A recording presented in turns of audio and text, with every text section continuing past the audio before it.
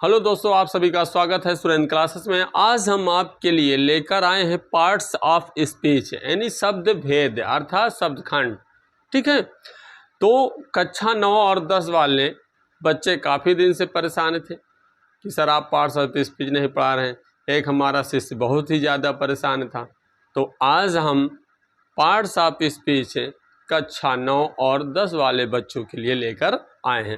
तो चलिए समझते हैं कि पार्ट्स ऑफ स्पीच है क्या। तो एक चीज़ आपको बता दें, पार्ट्स ऑफ स्पीच यानी कहने का मतलब कोई भी वाक्य, प्रत्येक वाक्य में प्रत्येक शब्द अर्थात हर एक एक शब्द का एक अपना अलग अलग कार्य होता है। अपना क्या था, एक अलग अलग कार्य होता है और इन्हीं कार्य के अनुसार शब्दों को 9 भागों में विभक्त किया जा सकता है और इसी को हम पार्ट्स ऑफ स्पीच कहते हैं अर्थात शब्द भेद कहते हैं। तो आप इस तरीके से आप हेडिंग कर सकते हैं पार्ट्स ऑफ स्पीच, जिसकी हिंदी होती शब्द भेद। ठीक है, तो यहाँ पर आप पार्ट्स ऑफ स्पीच को इस तरीके से भी परिभाषित कर सकते हैं कि प्रत्येक वाक्य में प्रत्येक शब्द का कार्य अलग अलग होता है और इस कार्य के अनुसार शब्दों को 9 भागों में विभक्त किया गया है, जिन्हें पार्ट्स ऑफ स्पीच कहते हैं। जैसे आप देख रहे हैं इसके कुछ भाग हैं, यानी जो 9 भाग हैं वो 9 भागों के नाम आपके सामने स्क्रीन पे देखिए क्या दिया है। नाउन है, प्रोनाउन है, एडजेक्टिव है, वर्ब है, एडवर्ब है, प्रीपोजिशन, कंजक्शन है, इंटरजेक्शन और आर्टिकल्स है। तो जैसे आप अक्सर देखते होंगे, जैसे मान लीजिए कोई वाक्य है कि he has come from Agra. अब इस वाक्य में, इस पूरे सेंटेंस में एक एक शब्द का कुछ न कुछ काम है, कोई ना कोई तो कार्य है ही है इसका। जैसे यहाँ पे देख रहे हैं आप, सब्जेक्ट का कार्य कर रहा है। ये किसका कार्य कर रहा है? सब्जेक्ट का कार्य कर रहा है। यह हेल्पिंग वर्ब का कार्य कर रहा है। यहाँ पर ये मेन वर्ब का कार्य कर रहा है। ये आपका देख रहे हैं कि प्रीपोजिशन का कार्य कर रहा है। आगरा देख रहे हैं आप, ये नाउन का कार्य कर रहा है। तो कहने का मतलब किसी वाक्य में कोई भी शब्द होगा तो एक एक शब्द जो भी होगा वो पार्ट्स ऑफ स्पीच का ही होगा। अर्थात किसी भी वाक्य में कोई शब्द है तो उसका कुछ न कुछ नाम है। जैसे आप यहाँ पे ही देख रहे हैं तो यहाँ पे कोई न कोई नाम तो है। जैसे ये क्या है? प्रोनाउन। क्या है ये? प्रोनाउन। ये क्या है आपका? हैज़ वर्ब है, लेकिन किस तरह का है? हेल्पिंग वर्ब है। कम क्या है? ये भी वर्ब है, लेकिन किस तरह का है? मेन वर्ब है। फ्रॉम क्या है आपका? प्रीपोजिशन है। आगरा आपका क्या है? नाउन है।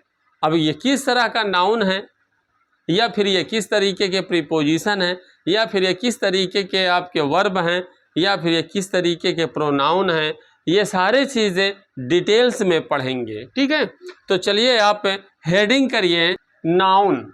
तो हेडिंग हो गई, तो हम आज पढ़ेंगे इसमें नाउन सबसे पहले। पार्ट्स ऑफ स्पीच का सबसे पहले हेडिंग क्या पढ़ेंगे? नाउन। क्या पढ़ना है हमको? नाउन। चलिए, तो आपको बता दें नाउन की परिभाषा क्या होती है। ऐसे तो सिंपल परिभाषा होती है कि किसी भी व्यक्ति, वस्तु या विशेष स्थान के नामों को हम नाउन कहते हैं। क्या कहते हैं? नाउन कहते हैं। लेकिन आप इसको इस तरीके से भी परिभाषित कर सकते हैं, किसी प्राणी, वो चाहे मनुष्य हो, जानवर हो, कोई भी, किसी प्राणी, स्थान, वस्तु, गुण, दशा अथवा कार्य आदि के नाम को नाउन कहते हैं। आदि के नाम को हम क्या कहते हैं? नाउन कहते हैं। अगर कभी भूल जाओ तो ये याद रखना, नाम ना औन। ठीक है, यानी किसी भी वर्ड को आपको लगे देखने से कि हाँ किसी न किसी का नाम है तो मतलब वो नाउन है, 100% श्योर है। ठीक है, लेकिन रही बात, जब तक आप क्लियर नहीं पढ़ेंगे, इसके बारे में पूरा डिटेल्स नहीं पढ़ेंगे, तब तक कॉन्सेप्ट इसका क्लियर हो नहीं पाएगा। अर्थात आप पूरी तरह से अगर सोचें कि बस अब क्या है, हमको तो आता है, तो फिर वही समस्या क्रिएट करती है आगे चलकर। ठीक है, तो जैसे नाउन है कौन कौन, जैसे राम है, आशा है, ये क्या है? ये नाउन है ना। अब ये किस तरह का नाउन है, इसके भी बारे में हमको पढ़ना है। यानी नाउन के जो भाग होते हैं जो काइंड्स होते हैं, जो प्रकार होते हैं, उसके बारे में भी पढ़ना पड़ेगा। ठीक है, जैसे जयपुर या स्थान का, देखो यहाँ पे किसी न किसी व्यक्ति का नाम है, जयपुर जैसे स्थान का नाम हो गया। रिंग मतलब किसी वस्तु का नाम है। गुडनेस मतलब यहाँ पर किसी की जो है अच्छाई यानी गुण का बताया जा रहा है, गुडनेस है तो ये गुण है। यहाँ पर पॉवर्टी मतलब यहाँ दशा यानी गरीबी। ठीक है, तो यहाँ पे देखो दशा का नाम है। यहाँ पे वर्क जैसे दिया तो किसी कार्य का नाम है। ठीक है, जैसे दिस वर्क है तो वो आप वहाँ पर क्या बोला जाएगा, तो वहाँ पे वर्क क्या है आपका, कुछ तो है ही है भाई। किसी वाक्य में हर शब्द का एक अलग अलग कार्य होता है, जैसे हमने अभी आपको बताया।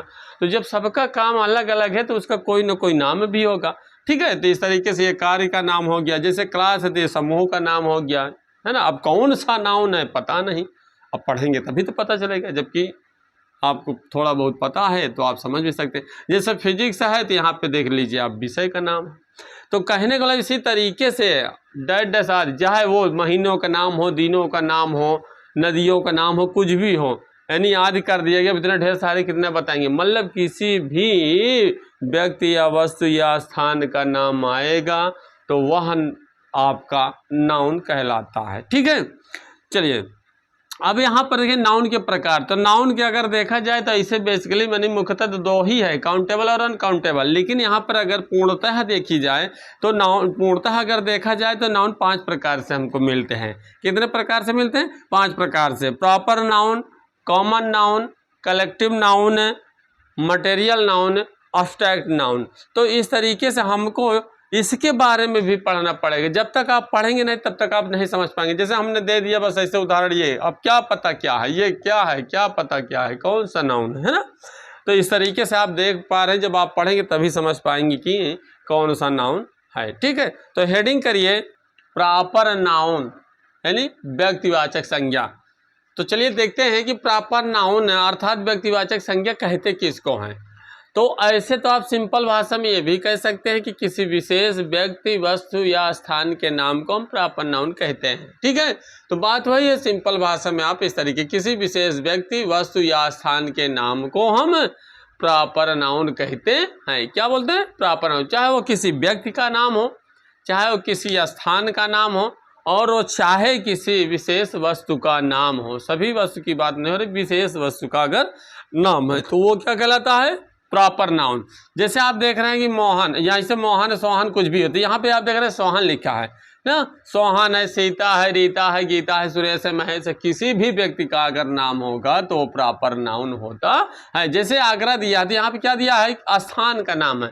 आगरा है, दिल्ली है, कानपुर, इलाहाबाद, कुछ भी हो, यानी कोई भी स्टेट या डिस्ट्रिक्ट या कंट्री का नाम होगा तो वो नाम आपका क्या कहलाएगा, यानी किसी भी स्थान का नाम क्या कहलाएगा, प्रॉपर नाउन। क्या कहलाएगा, प्रॉपर नाउन कहलाएगा। ठीक है, कोई भी स्थान हो, कोई सिटी हो, डिस्ट्रिक्ट हो, कोई मतलब प्रसिद्ध स्थान भी हो सकता है। ठीक है, कोई फेमस स्थान भी हो सकता है, तो वो भी यानी किसी भी तरह का स्थान होगा, अगर उस स्थान का नाम लिया जाएगा तो वहाँ आपका प्रॉपर नाउन होगा। जैसे रामायण, तो किसी विशेष वस्तु का नाम, देख रहे ना, रामायण है, गीता है, बाइबल है, कुरान है, कुछ भी हो, किसी पवित्र अर्थात किसी विशेष अर्थात धार्मिक ग्रंथ हैं जो भी होते हैं उनके नाम, वह नाम आपका प्रॉपर नाउन कहलाता है।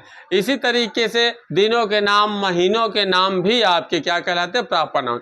अगर आपको कभी ना समझ में आए प्रॉपर नाउन तो आप वाक्य में ये देखना कि वो चाहे शुरू में हो, बीच में या लास्ट में कहीं भी शब्द लिखा होगा तो इसकी पहचान होती है, इसका जो शब्द होता है उसके शब्द के पहले जो लेटर होते हैं वो सदैव कैपिटल में रहेंगे। देख रहे हैं ना आप, सदैव क्या रहेंगे, कैपिटल में रहेंगे। उसके लेटर सदैव क्या रहेंगे, कैपिटल में रहेंगे, स्मॉल में नहीं रहेंगे। सबसे सिंपल और शॉर्ट ट्रिक। ठीक, कहीं भी आपको कोई शब्द अगर मिले तो कैपिटल लेटर से अगर लिखा मिल रहा है तो अभी इसका मतलब ये नहीं कि कोई कॉमन नाउन जैसे ये हमने दिया है ना, इसका मतलब ये नहीं कि ये आपका प्रॉपर नाउन है। ठीक है, वो वाक्य के लिखने की स्टार्टिंग में ही पहला अक्षर कैपिटल में ही होता है। तो आप इतना भी अनजान न बन जाओ कि बस समझ भी ना पाओ। ठीक, तो इस बात को ध्यान रखना। इसकी एक पहचान हमने बताया है कि प्रॉपर नाउन, जैसे आप कभी लिख रहे हो, है ना, तो कभी आप राइटिंग कर रहे हो तो इस बात का विशेष ध्यान देना होता है कि प्रॉपर नाउन का पहला अक्षर हमें कैपिटल में ही रखना है, स्मॉल में नहीं रखना। ठीक है, इसका मतलब ये है जो हम बता रहे हैं।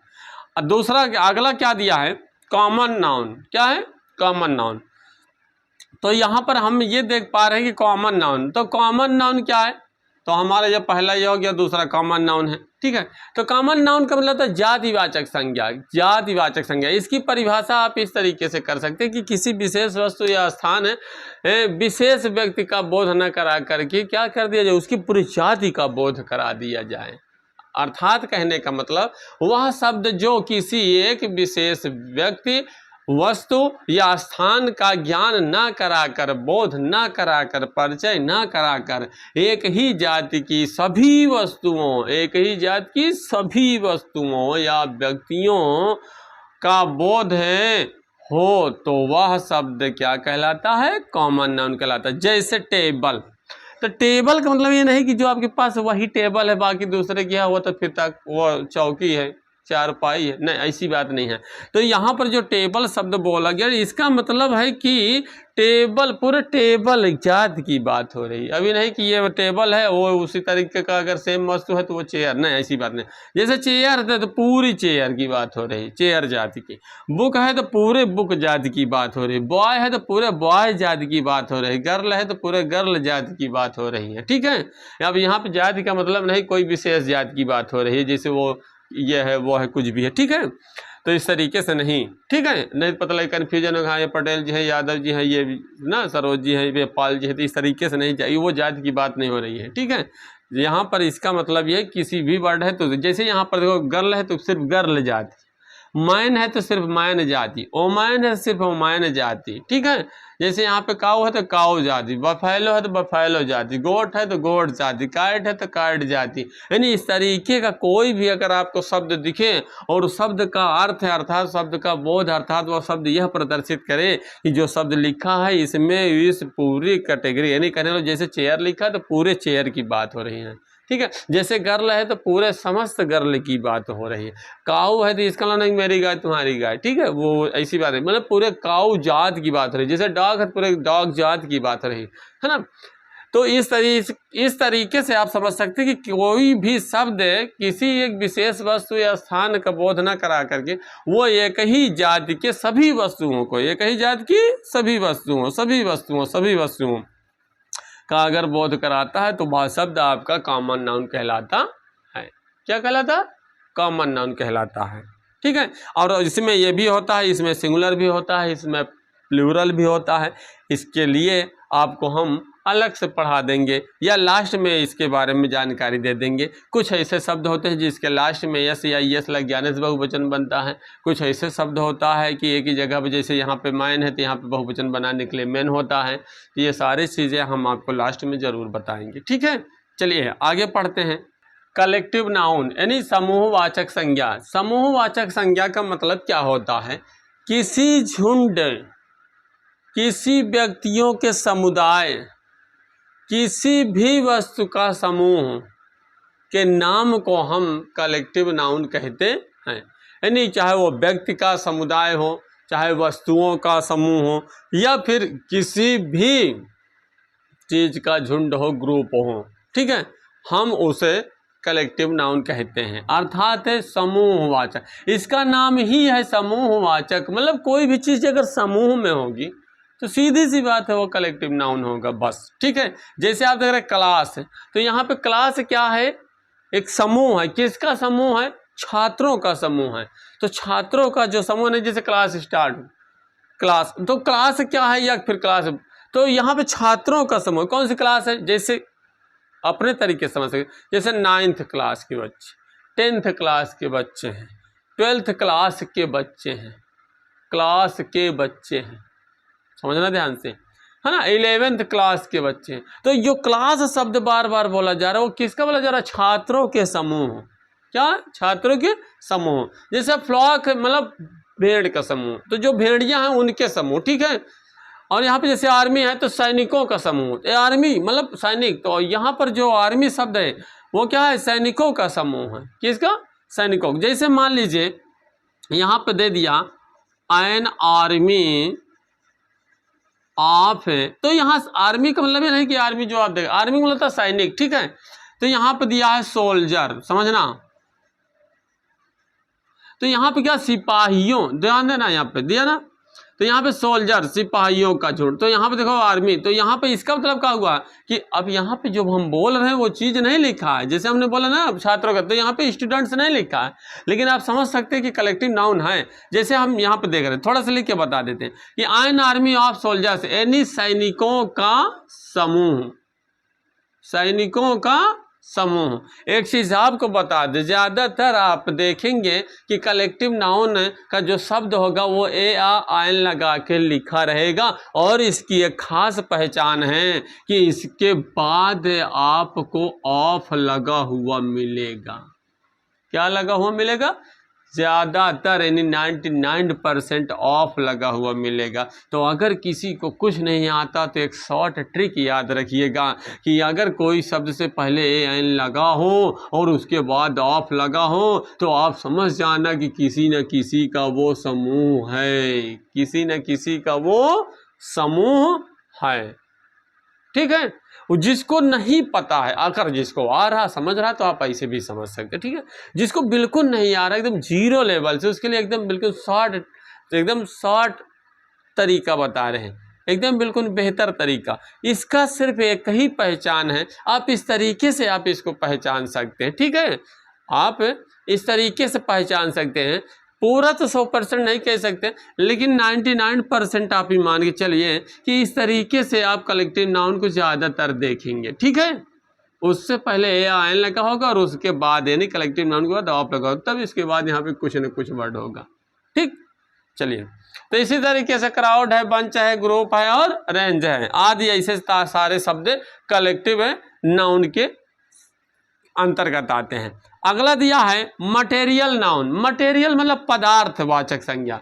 तो यहाँ पे पदार्थवाचक संज्ञा का मतलब है कि वह पदार्थ है, ध्यान से समझना, कभी कभी गलतियां हो जाती है। जैसे यहाँ पे वह पदार्थ जिससे कोई दूसरी अन्य चीज बनाई जाए, अन्य कोई दूसरी चीज बनाई जाए, तो जिससे बनाया जाएगा वह आपका मटेरियल नाउन कहलाता है। क्या कहलाता है? मटेरियल नाउन कहलाता है। इस बात को ध्यान रखना। ठीक है, वो क्या कहलाता है? मटेरियल नाउन कहलाता है। अब जैसे मान लीजिए एग्जाम्पल के तौर पे समझना, जैसे मैंने बोल दिया कि माई रिंग